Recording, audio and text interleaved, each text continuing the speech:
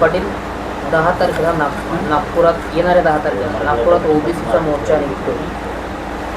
नाही, ते काय आहे की एक शोकांतिका वाटते आणि दुःखही वाटतं की ज्यावेळेस यांच्या लेकरा बाळाला आरक्षण दिलं त्यावेळेस मराठ्यांनी विरोध नाही केला, परंतु आज आमच्या लेकरा बाळाला आरक्षण मिळते तर हे विरोध करतायत. म्हणजे किती महाराष्ट्र यांना अस्थिर करायचं आहे विनाकारण, किती यांचं वाईट विचार आहेत की आम्ही तर चांगले विचार यांच्या पोराबाळासाठी ठेवले होते, लेकरा बाळांसाठी ठेवले होते की ओबीसींना आरक्षण मिळतं आहे तर आमचे लोक समाधानी असायचे की मिळू द्या, गोरगरिबांचे लेकरं मोठे होते. आम्ही लढून मिळवलं, यांना कुठं लढावं पण लागलं नाही, दिलं पण आमच्याच लोकांनी, जे पण आमच्याच मराठ्यांच्याच नेत्यांनी काढलेत, परंतु आम्ही मराठा समाजाने नेत्यांनी कधी विरोध पण नाही केला. परंतु आज लढून मराठा समाज मिळवतोय तर हे विरोध करतायत. खूप मोठं दुर्दैव आहे हे राज्याचं. विजय वडेट्टीवार असं म्हणतायत की ओबीसींचं नुकसान करण्याची भूमिका जी आहे ती या GR मधून स्पष्ट होताना दिसते. अरे बाबा, ओबीसीचं नुकसान कसं होईल? आमचं नुकसान झालं इतक्या वर्ष. आमचं आरक्षण असून सुद्धा तुम्ही खात होते. 16% बोगस आरक्षण तुम्ही आमचं खाता, 50%चं वरचं 2% तुम्हीच खाता. परत हे आरक्षण घेऊन सुद्धा 50% ओपनमध्ये तुम्हीच येता. पहिल्यांदा आम्हाला फक्त ओपनचंच आरक्षण होतं. काढा बरं मागच्या लिस्ट सगळ्या.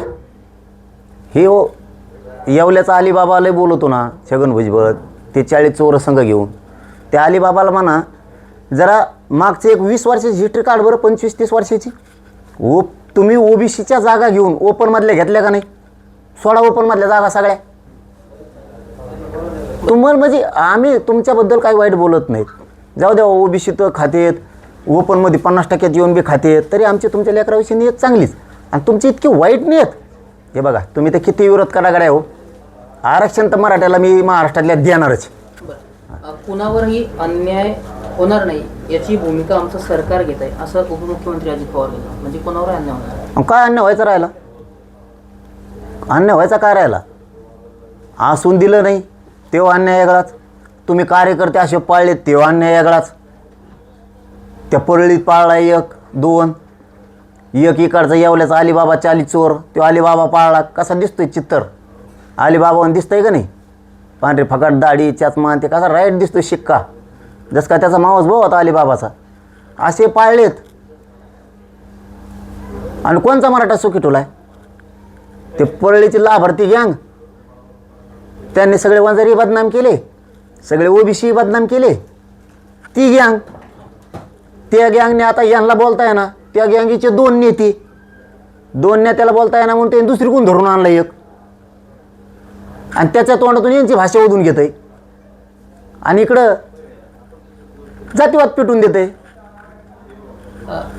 बंजारा समाज सुद्धा आता आक्रमक झालेला पाहायला मिळतो. आपल्याला मोर्चे सुद्धा निघायला सुरुवात झाली की ST प्रवर्गामध्ये समावेश करा. त्या पाठोपाठ आता वंजारी समाज सुद्धा आक्रमक झालेला आहे. हे बघा, ज्याच्यात नोंदी आहेत त्यांना दिलं पाहिजे हे मत आम्ही जाहीर केलेलं आहे. कारण यांच्यासारखे आम्ही जातीवादी नाही आहेत.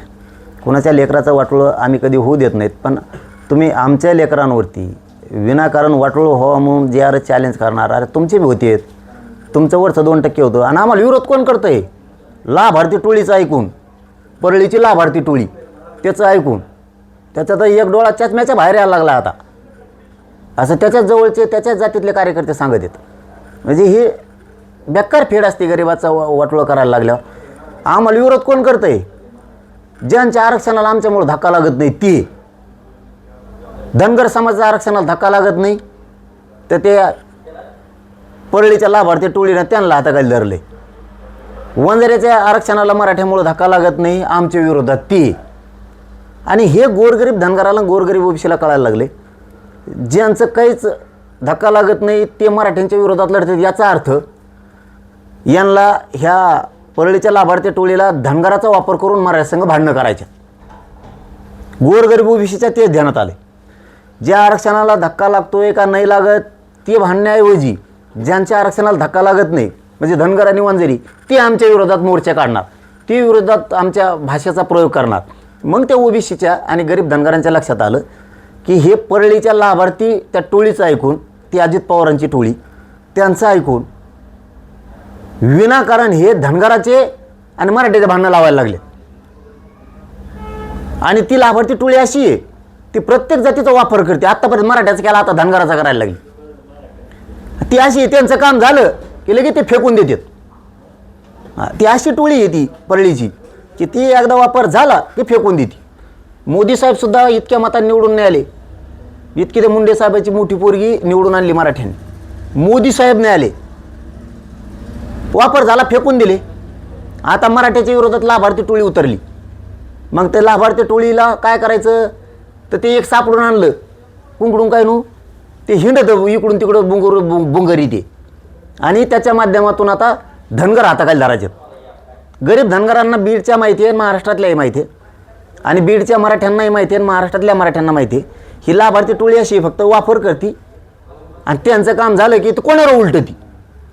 म्हणजे अशी सत्ताच नव्हती, म्हणजे मोगलाची, आणखीन ते रजाकारची, आणखीन कोणाच्या अफगार काय कोणाची होती, इंग्रजाची होती. अशी जुलमी सत्ताच नव्हती, अशी जुलमी येते. यांचा वापर एखादा काम झालं की यांनी फेकलेच. बऱ्याच जाती फेकल्या त्यांनी. बंजारा समाजाचं असंच केलेलं आहे याच्या आधी. त्यांनी याच्या आधी माळी समाजाचं पण तसंच केलेलं आहे. यांची ती सवय. यांना काय महत्त्वाकांक्षा वाढली, यांना महत्त्वाकांक्षा वाढली लिडरशिपची. छगन भुजबळचा काही दिवस वापर केला, लिडरशिप हातात घेतली, यांना महत्त्वाकांक्षा वाढल्या. त्याच्यामुळे हे भाषा कसल्या वापरायला लागलेत. पण यांच्या भाषा आता नीट करणार आहेत इथून पुढं मराठी. लक्ष्मण हाकेंचं एक वादग्रस्त विधान समोर आलेलं आहे. त्यामुळे ते म्हणतात की 11 विवाह लावा आणि तुमच्या मुलीची लग्न आमच्या मुलासोबत लावा, म्हणजे यामुळे नवा वाद उभा राहण्याची शक्यता समोर दिसत आहे. आता कळालं का तुम्हाला मी 2 वर्ष का बोलत नव्हतो? कोणाला बोलायचं आणि कोणाला नाही बोलायचं हे आम्हाला चांगलं माहीत होतं. त्यांच्यात वैचारिक लढाई करणारे कोण, जाती जातीत वाद न होऊ द्यायचं मग कोण? मग ते पडळकर असतील, ते जानकर असतील, ते तायवडे असतील, यांच्यात तो शेंडगे असतील, हे असे लोक होते की जे विचाराची लढाई खेळायची, वैचारिक लढाई. परंतु ही ज्यावेळेस अस्मितेवर घालायचा प्रयत्न करतात त्याचा अर्थ असा होतो की याला स्वप्न पूर्ण करायचं आहे त्या परळीच्या लाभार्थी टोळीचं, आणि गोत्यात आणायचे मराठे, धनगर आणि गोरगरीब ओबीसी. त्याच्यासाठी आम्ही कधी बोलतच नव्हतो. आम्हाला माहीत होते गढूळ विचार आहे, गढूळ पाण्यातलं. त्याला स्वच्छ पाणी लागतं, अस्सल पाणी लागतं की ते वैचारिकच लढाई खेळतं. तुमच्या आई बहिणीला कधी बोललो आम्ही? तुमची लेकबाळ आमची लेकबाळ समजिली आम्ही? कधी धनगराला बोललोत? कोणच्या ओबीसी लेकीबाळ तुला कोणी अधिकार दिला रे? लेकीबाळीला बोलायचं? आता पाहिली भरली त्याच्यात. आता धनगरांनाही कळालं असं की ही पैदास आपल्यात आली, आणि गरीब धनगराचं मराठ्याचं जुटून दिलं परळीच्या त्या टोळीचं ऐकून. आणि ती टोळी कोणाचीच नाही. कितीतरी धनगरच लोक सुद्धा त्यांनी मारून टाकलेत. त्या पिठीला मारून टाकले धनगराचं पोरग तळ्यात, एकुलतं एक.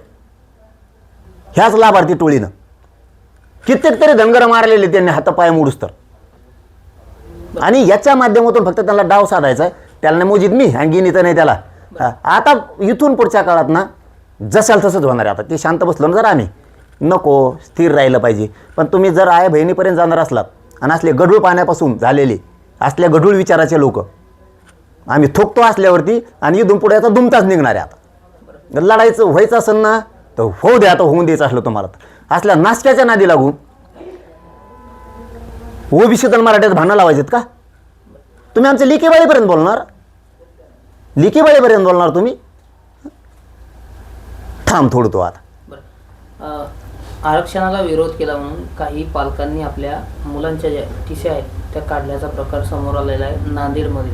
मनोहर धोंडे यांची ती शिक्षण संस्था. नाही ते मला नाही माहिती ते काढलंय का कोण काय, पण तो 10-15 बारी दांतरवालीला आलता. मला ते आजच कळालं नाव तुमच्याकडून त्याचं ते आहे म्हणून. तर आम्हाला त्या नावाची अपेक्षा पण नव्हती की ते माणूस असा करू शकत. तो जर मराठ्यांना आरक्षण मिळतं आहे म्हणून चॅलेंज करत असला तर ते 10-15 वेळेस सिद्ध आलतं. त्यावेळेसही आम्हाला वाटलं होतं की चांगलं आहे. ना आम्ही कधी लिंगायत समाजाला विरोध नाही केला. लिंगायत समाज आमच्यासोबत आहे, आम्ही पाठीशी राहतो त्यांच्या हमेशा, तेही आमच्या पाठीशी उभं राहतात. आम्ही जातीवादी असतो, लिंगायत समाजाला आम्ही जळावरतीचे असतो, तर त्यांचे दिलीप सोपलसारखे लोक मराठ्यांनी निवडूनच आणले नसते. कारण हे असल्या नासक्या लोकांमुळं हे होतं आहे. पण त्याला एक गोष्ट माहीत नाही आणखीन की तुम्हाला जरी तुम्ही आमच्या आरक्षणात आडू येणार असला तर तुम्हाला कोणत्या योजना लागू झाल्यात ते आम्हाला चांगलं माहिती आहे, आणि त्या तुम्हाला कधीच मिळू शकत नाहीत. त्या साध्या एका समितीवर किंवा शासन निर्णय बी नाही, कॅबिनेटच्या निर्णयावर आणि बैठकीत घेतलेले निर्णयावरती काही योजना दिलेल्या आहेत की ज्या समुदायाच्या योजना तुम्हाला खाताच येत नाहीत त्यासुद्धा तुम्ही घेतल्यात. आम्ही चॅलेंज करू मग त्या. बरं, अगदी एक शेवटचा प्रश्न आहे. केंद्रीय मंत्री नितीन गडकरींनी असं म्हटलंय की मागासलेपण हा आता राजकीय लाभाचा विषय झालेला आहे. राजकीय नेते भांडणं लावतात पण त्यातून कुणालाही काही मिळत नाही. गडकरी साहेब राजकारण करायचं ते करते, ते आम्हाला पटलं बी आणि ते खरं बी आहे. तुमच्यासारखा मुरब्बी माणूस की ज्याला महाराष्ट्राची संस्कृती, देशाची संस्कृती चांगली माहिती आहे, तुम्ही चांगल्या मुशीत विचाराच्या वाढलेले आहेत हे आम्हाला माहिती आहे. पण आरक्षणावर तुम्ही बोलून आमच्या लेकराबाळांच्या अस्तित्वाला घाला घालू नका किंवा त्याला गैरसमज पसरू नका की ते राजकीय अजेंडा झाला, नमका झाला आणि तमका झाला. लेकराबाळांच्या आयुष्याचा प्रश्न आहे. तुमचा कुठं अजेंडा राजकीय होता? तुम्ही थोडेच मागास आहेत म्हणून राजकीय अजेंडा होता. तुम्ही ते एवढे हुशार होते, मुशीत होते, तरी तुम्हाला दिल्लीला पळून लावलं. तुमच्यासारखा मुरब्बी, चांगला विकास करणारा, खरं बोलणारा माणूस महाराष्ट्राला पाहिजे होता. ती गरज होती, तुम्हाला नाही राहून दिलं. मग त्याला तेच जोडावं का आम्ही आता? राजकारणातले मागास एकामेकाच्या मागा लागले आणि दुसऱ्या मागासाला हाकून दिलं मुंबईला. तुमच्यासारख्या खूप उच्च शिक्षित, उच्च विचाराच्या माणसांकडून आम्हाला ह्या अपेक्षा नाही आहेत. इथून पुढं तरी तुमच्याबद्दलची जी आमच्या मनात प्रतिमा आहे ती निघून जाऊ नये एवढी आमची इच्छा आहे. कारण तुमच्यासारखा ग्रेट माणूस नाही आहे हे तुम्ही समजून घ्यावं असं म्हणणं आहे. त्याला उगाच वेगळा रंग देऊ नये की मागास सिद्ध होणं म्हणजे राजकीय फायदे उचलणं, याला तो रंग देऊ नये. कारण आमच्या लेकराबाळाच्या आयुष्याचा प्रश्न आहे आणि तुम्ही मात्र आम्ही तुम्हाला मानणाऱ्यातले लोक आहेत.